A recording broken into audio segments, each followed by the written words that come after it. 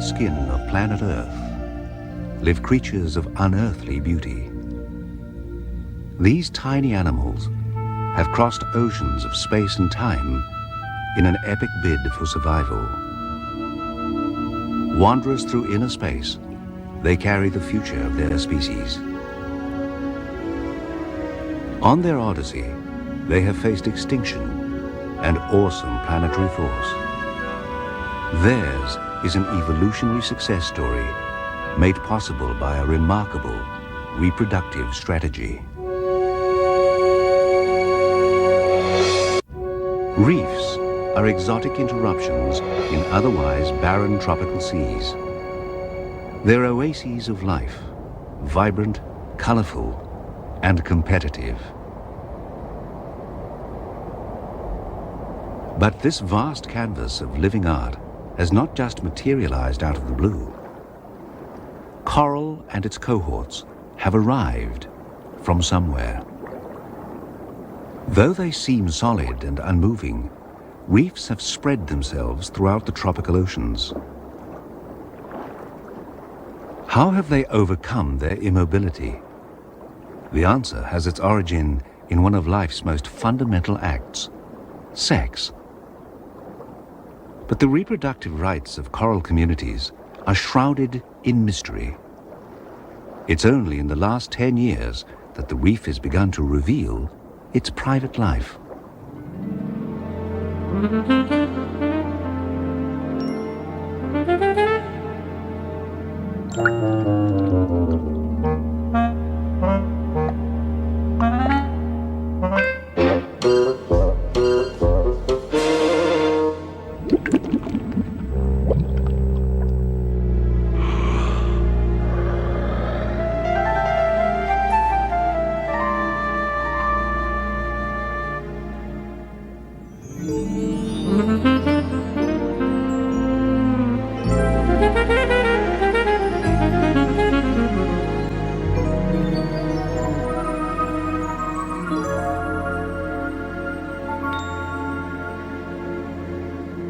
For animals, sex is a fact of life. But for the rocks of the reef, a sex life would seem out of the question. But corals are not rocks. They're colonies of tiny animals. Only the outer surface of these colonies is alive, a living skin populated by polyps. Their structure is simple, a tube with a mouth surrounded by stinging tentacles. These tiny animals, a few millimeters across, build reefs. The beauty of the individual rivals that of the colony as a whole.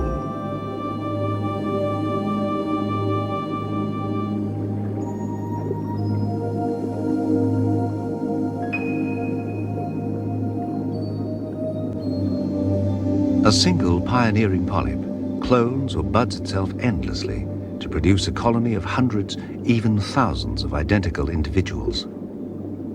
In theory, a polyp could live forever this way, unchanging and unmoving. But change and mobility are essential to all species. On the reef, sex achieves both in one elegantly simple solution. It's a brief extravaganza, cued by the summer moon. For the rest of the year, the priority is coping with life's demands.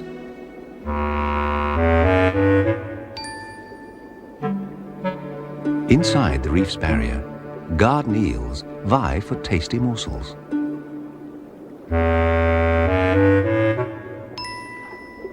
They inspect drifting particles. Some are food, some just broken parts of other reef creatures. But in the quiet lagoon, every particle is inspected by somebody.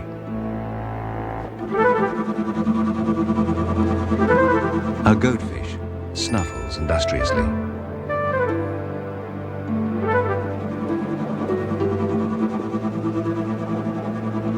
Within a self-made sandstorm, it feasts on small worms and mollusks, which it locates using sensitive bowels.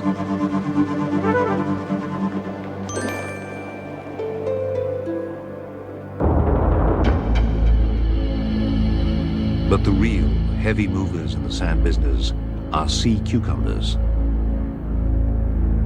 The basic design is a long hollow tube that creeps around the lagoon floor. They push sand in one end and out the other.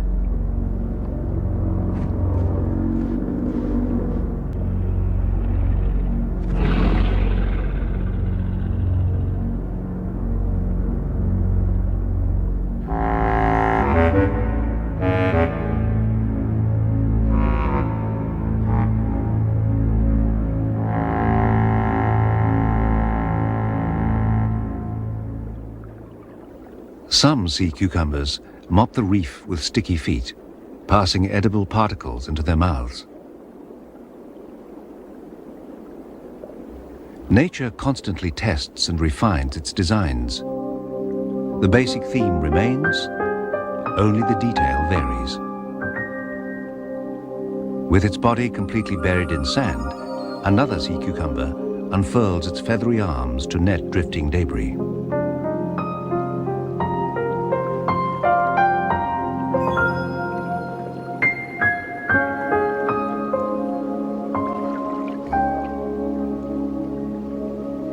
Every particle of sand in the lagoon was once part of the animals and plants that make up the reef.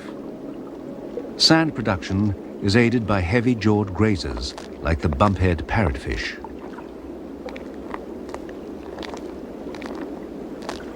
Moving in herds like buffalo over the reef, they bite off pieces of coral, crush it to powder, and leave clouds of new sand in their wake.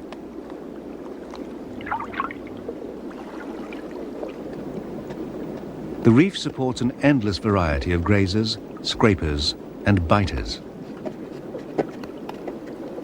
Many seem to bite a dead reef, but are actually cropping back a fuzz of algae that grows by day. The wastes of these schools of fishes act as fertilizer to the plants they crop. The waters surrounding the reef are poor in nutrients, so recycling of its limited resources is essential. It begins with the invisible haze of life called plankton. It continually showers the reef. Just as plankton gather nutrients from the ocean, fish like the spiny chromis gather plankton, so nutrients from the ocean are imported into the reef's economy.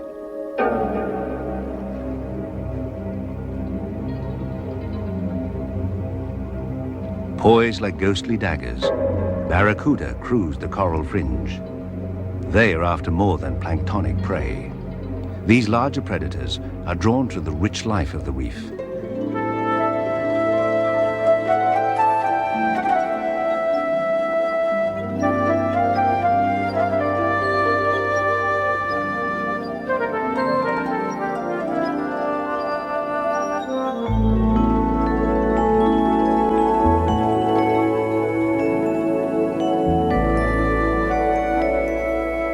Compared to the impoverished oceans, the reef is a prosperous economy.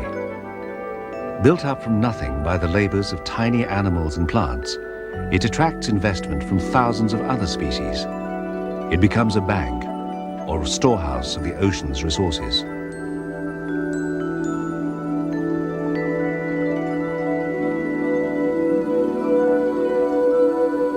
But some creatures are a storehouse in themselves. A sleek manta ray wings its way through the late afternoon. It owes its huge bulk and wingspan of 5 meters to the millions of minute plankton it sieves from tropical waters.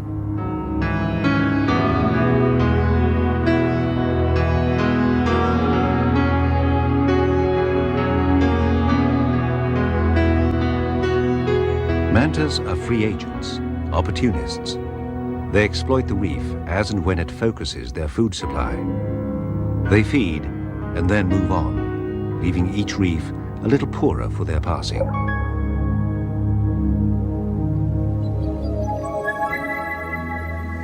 The blubber jelly voyages at the whim of wind and tide, feeding on plankton as it drifts.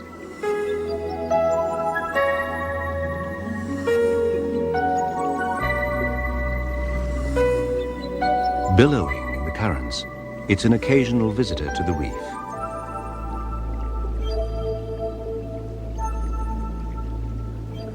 Like all jellyfish, it's a free-living relative of the unmoving corals on the reef below. Building on the skeletons of others, hard corals extract calcium from seawater. Tiny polyps toil in limestone to craft their biological works of art.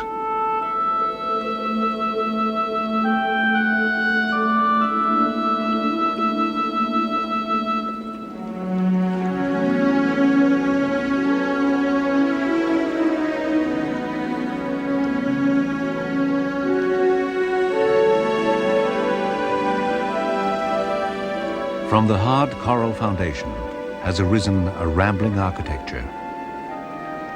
This ever-expanding labyrinth has another dimension. It creates living space for related corals.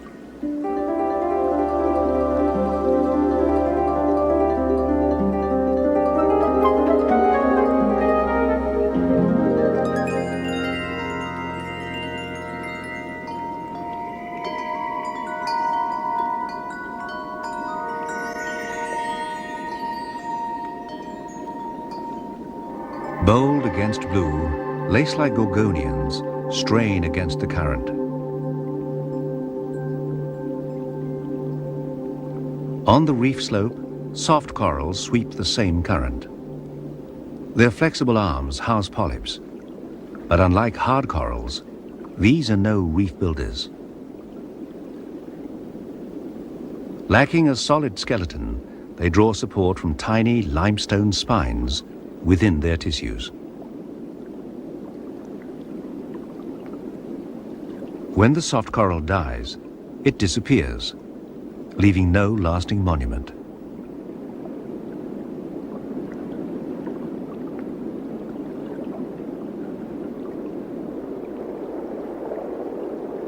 Reef plants appear to be just as ephemeral, but their role is fundamental. All capture energy from sunlight. Some also contribute to the reef structure. The brittle green halimeda is mainly limestone. It constantly sheds gritty flakes into the lagoon. The stony skin of pink coralline algae glues the limestone blocks of the reef together. Filamentous algae seems little more than a green fur on rocks, but it's the pasture of the reef and essential to all the reef's grazers. But the ties that bind algae and the reef together go deeper. Like algae, hard corals also require sunlight to grow. This is a clue to an intimate relationship that literally fuels the reef. Corals are twin-engined. They're animals that have harnessed the power of plants to build the vast and elaborate limestone structures we call the reef. How have they done it? Somewhere in their evolutionary past, corals struck a deal with microscopic single-celled algae called zooxanthellae. The algae sheltered inside the polyp tissue, producing sugars from sunlight and recycling coral waste products. This partnership became a most powerful evolutionary achievement. Between them, they built reefs. It's not until the sun sets that coral's second, animal engine is revealed.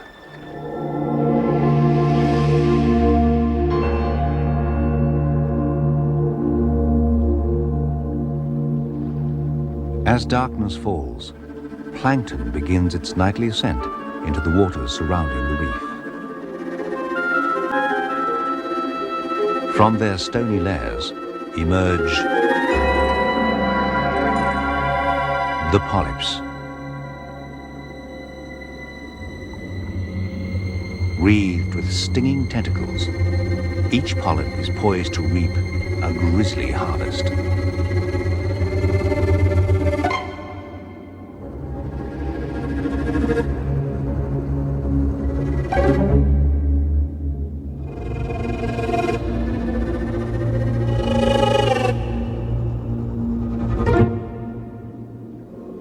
Other members of the night shift emerge to feed.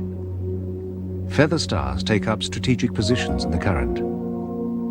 They sieve plankton and particles with their arms.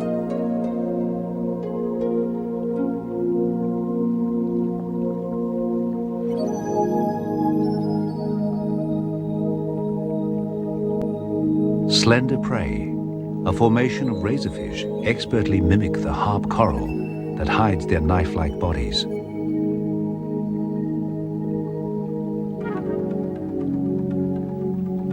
A chaotic ball of eel-tailed catfish swarms in mid-water between feeding. Lagoon sands below them are loaded with hidden delicacies. These miniature catfish scout for their supper in rank and file, aided by sensitive chin whiskers.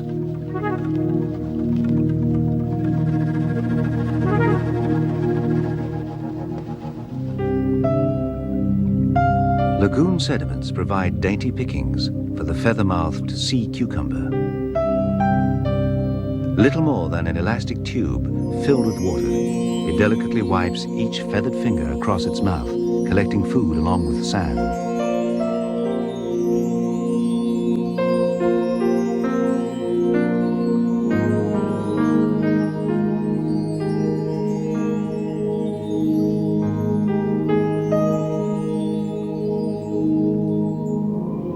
More robust sea cucumbers have rubbery bodies that make them unpalatable to predators.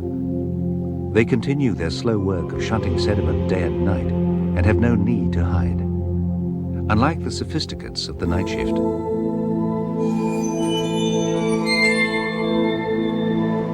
A hunter by night, an octopus is able to change both color and texture. Hiding and bluffing, this stealthy camouflage expert is both actor and magician.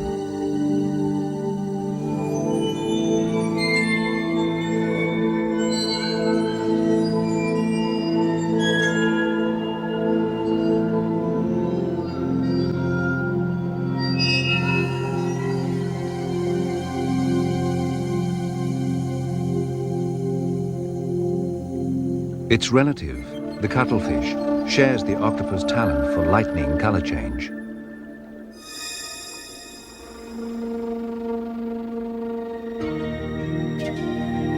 Shunning camouflage altogether, the flamboyant Spanish dancer flounces through the night.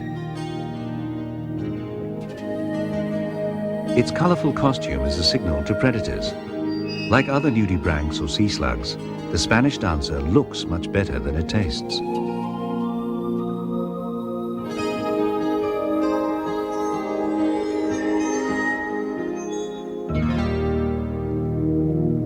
Overcome by darkness, parrotfish retire into the fabric of the reef. Some of these daytime dandies sleep in a gossamer cocoon of their own weaving. Perhaps this mucus bubble disguises their scent to unwelcome visitors. A fast-moving vegetarian, the parrotfish grazes algae with its bird-like beak. Clownfish may be left out in the dark when their protective anemone shuts up for the night. This is the reef's best-known example of shared lives.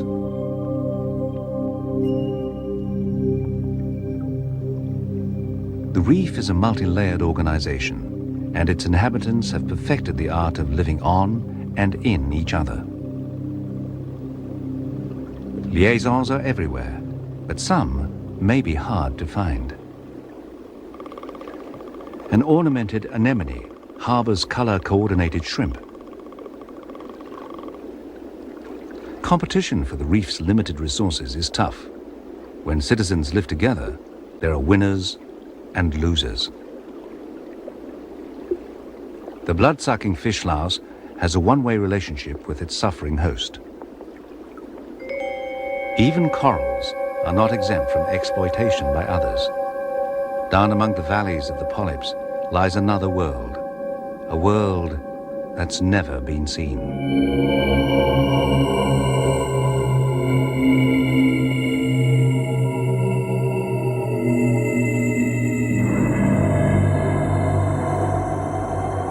Among the heaving tissues of the polyp live flatworms the size of a pinhead.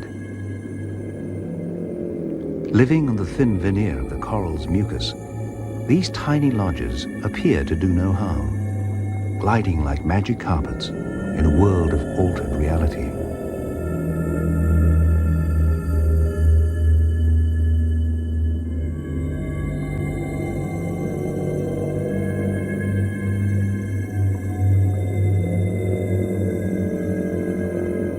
On the reef, every opportunity has been investigated.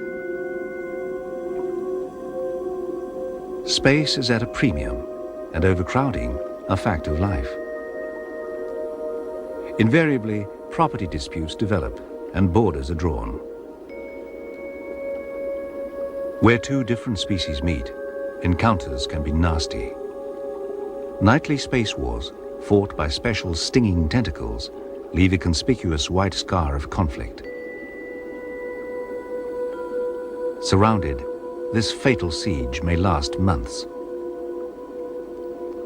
A plate coral spreads outward to meet itself. Here, the problem is resolved by a small fence of self-recognition. Over time, this living carpet evolves. Territorial struggles shape the reef as a multitude of species vie for position. Shading its competitors from light, the fast-growing plate corals borrow a strategy from the forest canopy.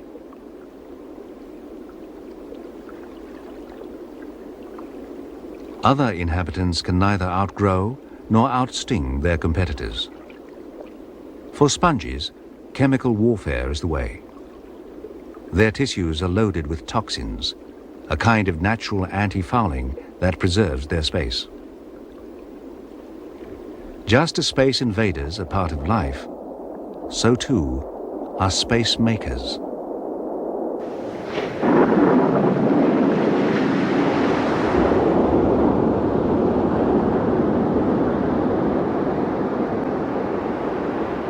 Sometimes an opening comes by chance.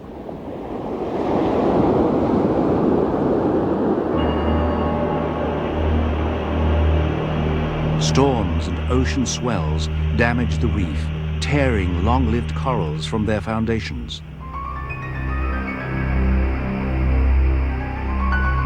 But not all space is created by the elements.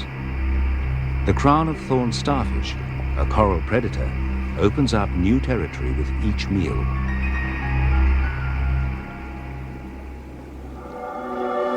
And new settlers are in ready supply.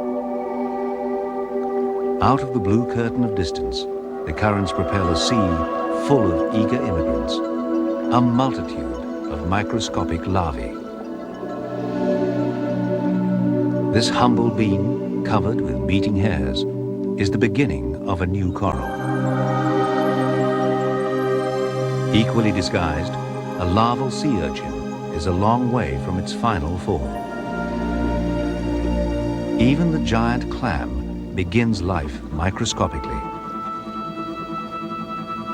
All reef larvae are designed to voyage in the plankton. To become citizens of a reef, they will need to take on their adult form, but first, they must find a safe place to settle. Journeying day and night, they may stumble upon a reef, a sentinel in the dark sea. But their sanctuary is in fact a snare. Night has unmasked the reef. Poised and armed, it has become a waiting wall of mouths. The graceful gorgonian is now a web of death, its animal nature revealed. Thousands of tiny polyps wait outstretched.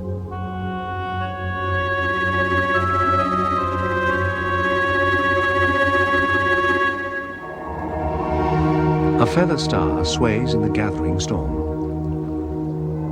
A million mouths wait in silence for the microscopic voyagers to blunder their way into outstretched arms.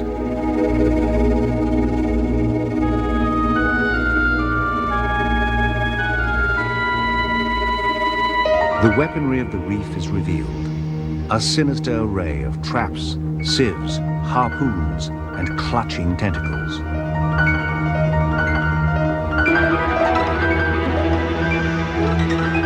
The methods may vary, but the final sentence will always be the same. And night after night, this random microscopic rain falls. Millions of epic voyages end in tiny but titanic struggles.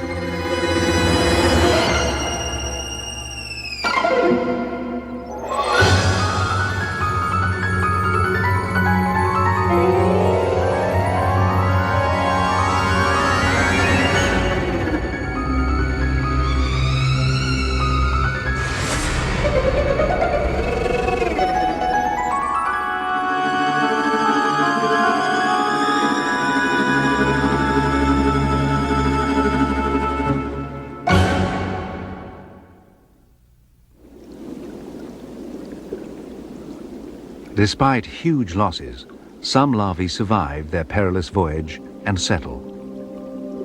They grow to become solid citizens of the reef, joining the wall of mouths and waging space wars with each other.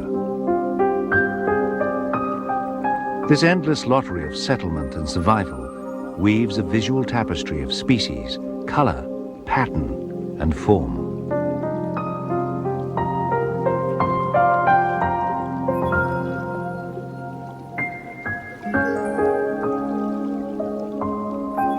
But beauty and harmony is a mask. It hides chaos and competition. Reef society is shaped in a war zone of relentless conflict.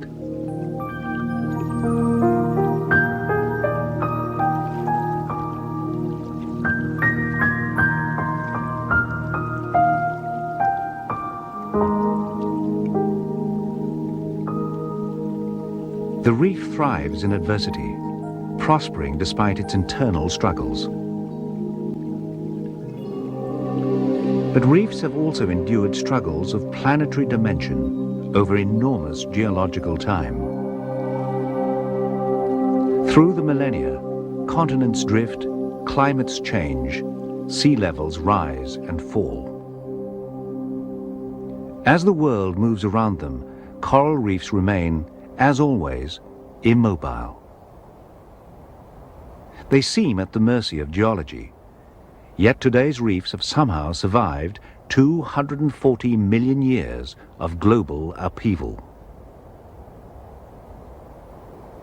Coral reefs rim continental shelves and cap volcanic seamounts throughout tropical oceans.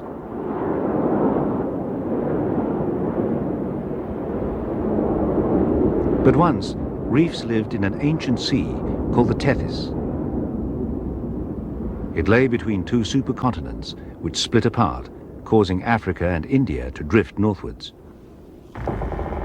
The broad Tethys Sea, evolutionary home of modern reef animals, was squeezed out of existence. Over millions of years, it became a war zone of continental collision, earthquakes, and sea level change.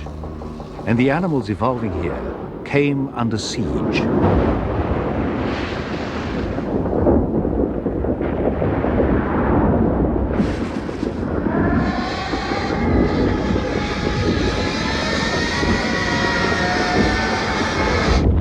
Amidst these shunting continents, reef life had two choices: extinction or escape.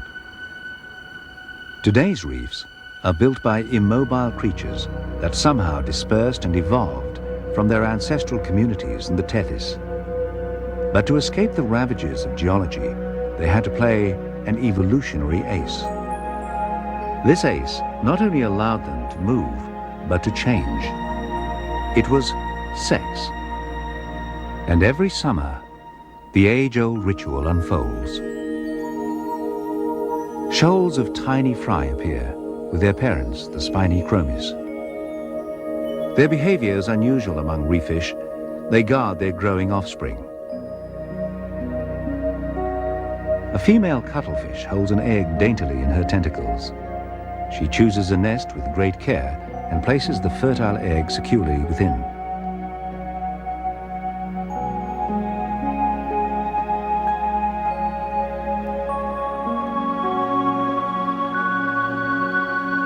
But despite her plump maternalism, this is the extent of her parenting. From the time the egg is placed in its coral cradle, the young cuttlefish will be on its own. This careful handling of individual eggs requires more time and effort than most other reef dwellers invest.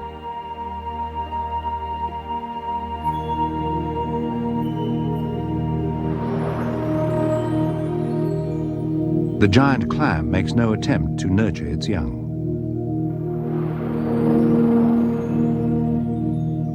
However, it does invest enormous energy producing and broadcasting many millions of eggs and sperm. With each mighty contraction, the waters of the lagoon turn milky. Fish dart closer, feasting on the seasonal delicacy.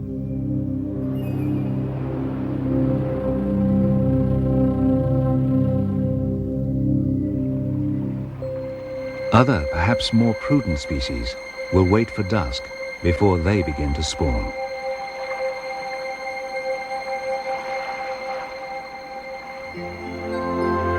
The male coral trout emerges in sober courting colors. With his tail flagged black, he patrols his territory. Females are lying low on the reef, their swollen bellies heavy with eggs. Concealed in the watery twilight, they await the male's advances.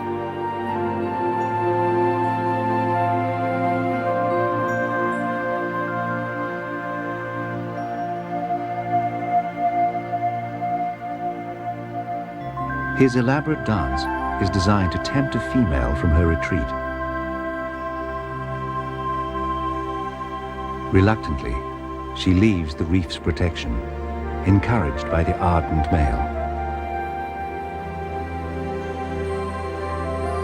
The climax of their courting ritual is a spawning rush, a split second when eggs and sperm are released near the surface,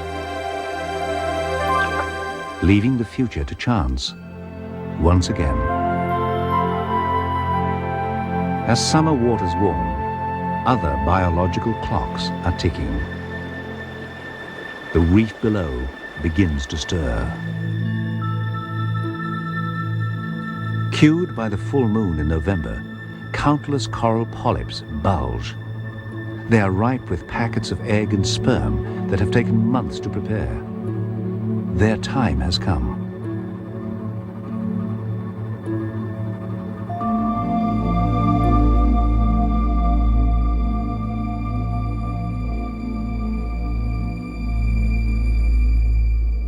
Others respond to an unseen urge. Crown-of-thorn starfish begin their slow creep to high points on the reef.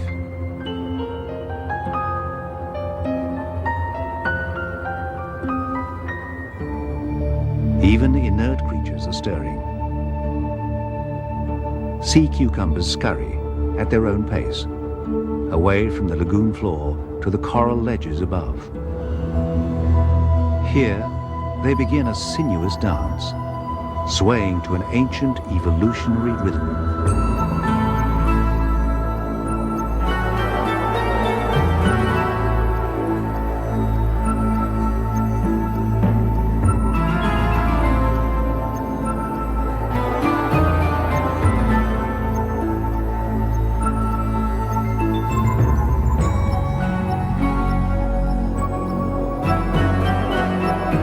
Even the fragile feathermouth rises to the occasion.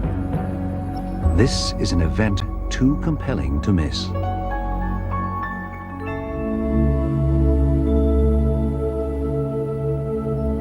From within the bulging polyp comes an answering movement,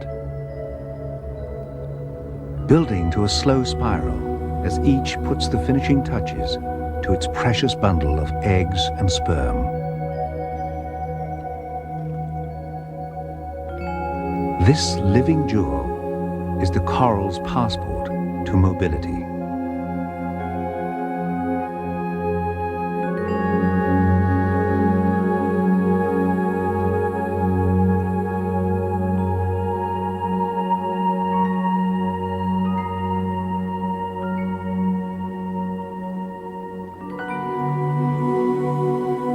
While polyps turn in time, the hypnotic dance of the sea cucumbers has reached its silent climax.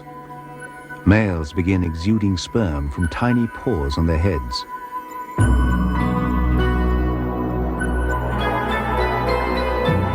They rear and sway to scatter their sperm throughout the lagoon, perhaps to meet the eggs released by females.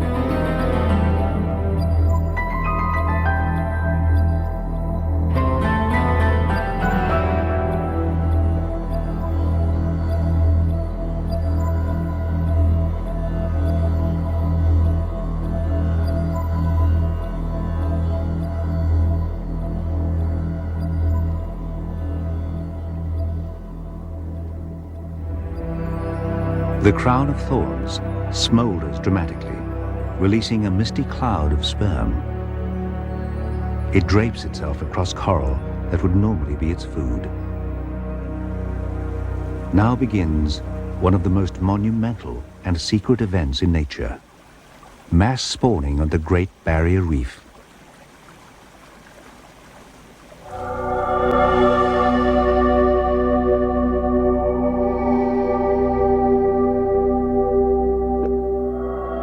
In unison, polyps pucker and propel their fragile spheres into space. Locked in limestone, they cannot move to mate. Instead, they reach out to each other with tiny voyaging probes.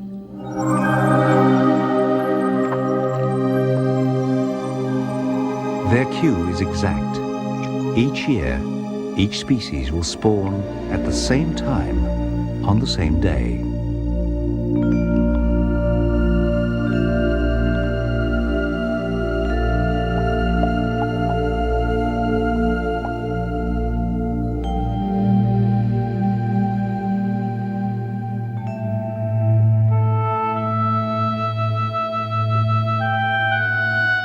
We are privileged to be spectators as the reef stages this unearthly performance.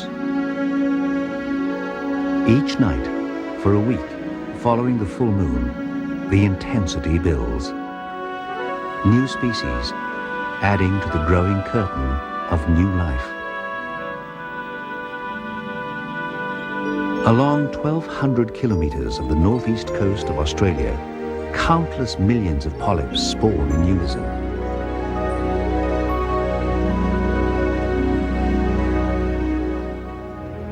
Some corals are hermaphrodites, while others have separate colonies of females and males.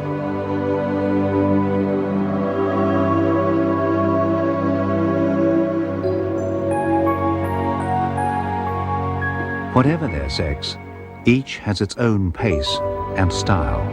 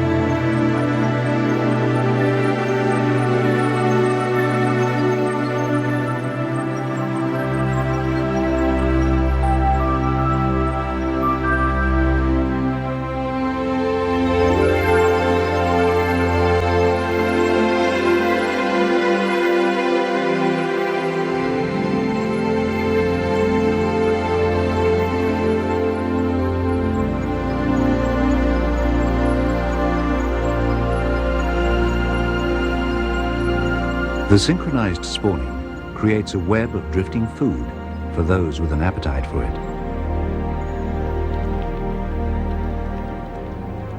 A hermit crab picks off eggs as they emerge. But predators take only a fraction of the coral's output. Most passes unhindered into the sea. And still, the outpouring continues. For these few nights of the year, space wars seem insignificant. Adversaries are united by powerful ancient forces. The reef acts like a single organism, intent on securing its future.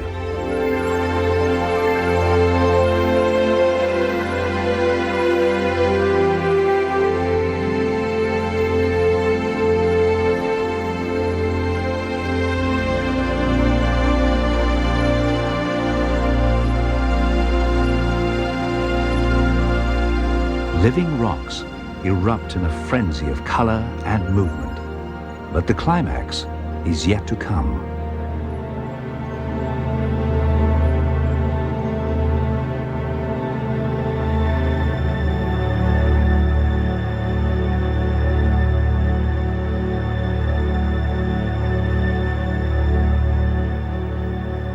Six nights after the full moon, silent and unheralded, there is a kaleidoscopic finale. The giant plate corals, each with hundreds of thousands of polyps, explode into ascending galaxies of pink and white.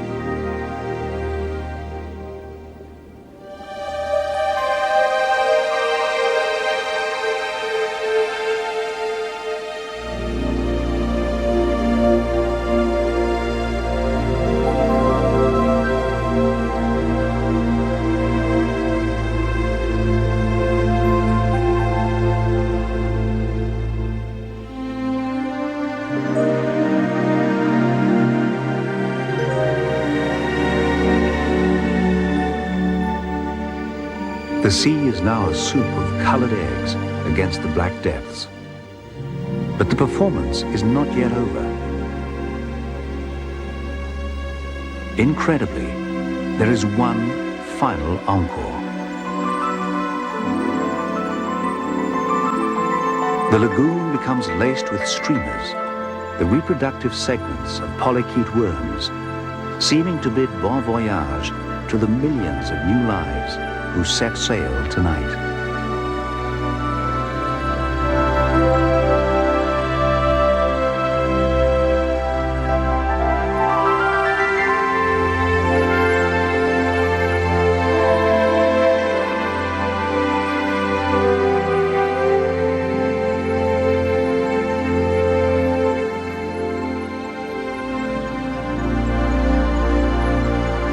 As the frenzy of release subsides, the tide plays its part in the completion of the night's magic. The moon stills the restless sea as egg and sperm bundles rise to the surface. Somehow, in this vast and chaotic scramble, the right egg and right sperm will meet, fertilize, and develop.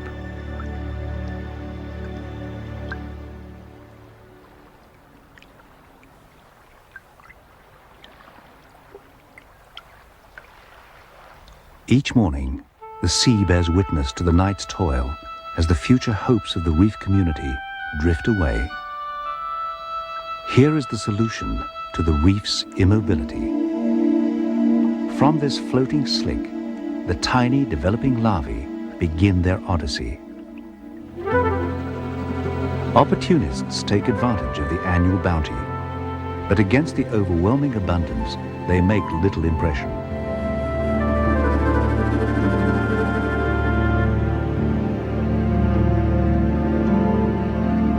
However, in the vast ocean, this ribbon of new life will remain vulnerable. As plankton blooms around the spawning raft, more opportunists gather. Larvae may end their journey on the stinging tentacles of a jellyfish, or engulfed by the ballooning jaws of marauding manta rays.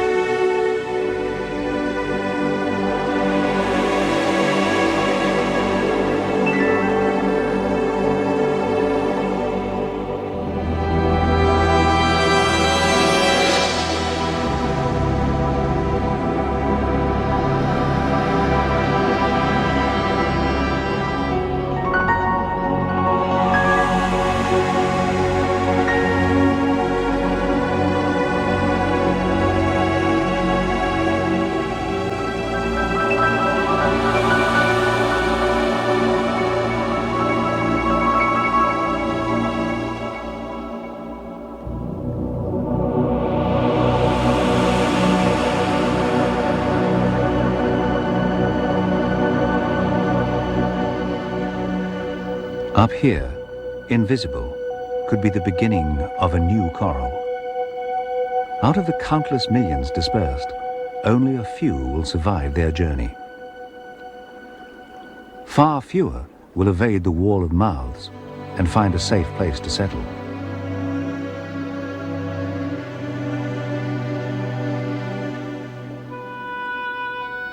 But despite incredible odds, the survival of just one coral larva is enough.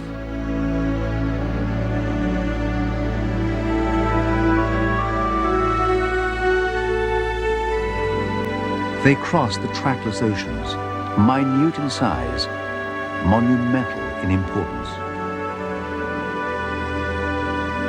Time will see their strategy prevail. Even the perilous flanks of an active volcano may be journey's end.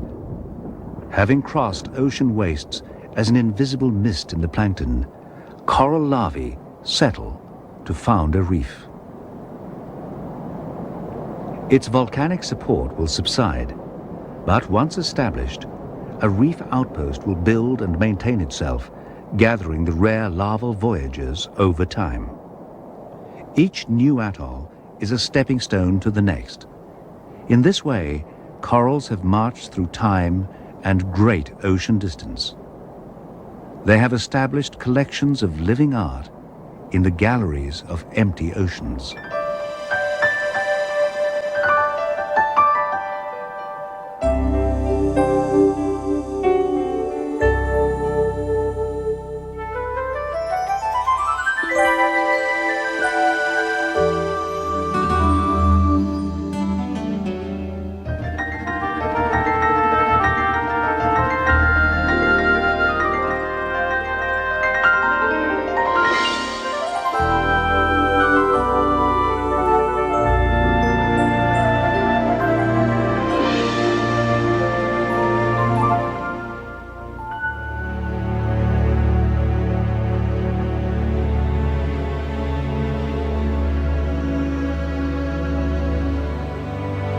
Reefs are portrayed as fragile ecosystems with a delicate beauty.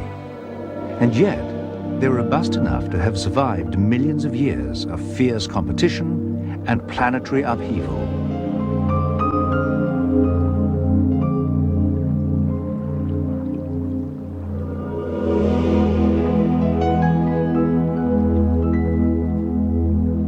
They're exquisite, but they're also dynamic and adaptive communities.